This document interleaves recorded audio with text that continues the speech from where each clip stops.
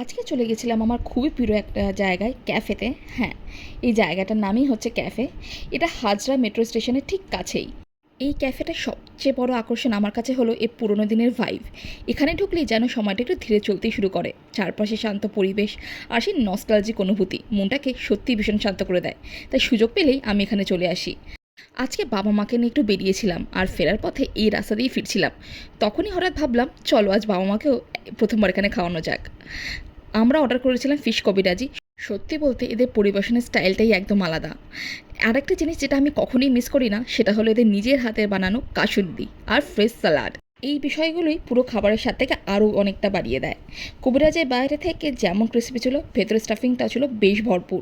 আর size আর quantity আর test সব মিলে একদম দারুণ। বাবা মা তখন বেশ খিদে পেয়েছিল আর গরম গরম কবিরাজ যেন সত্যিই অমৃতের মতো লাগছিল। আমরা সবাই মিলে খুবই আনন্দ করে খাওয়া দাওয়া করছিলাম।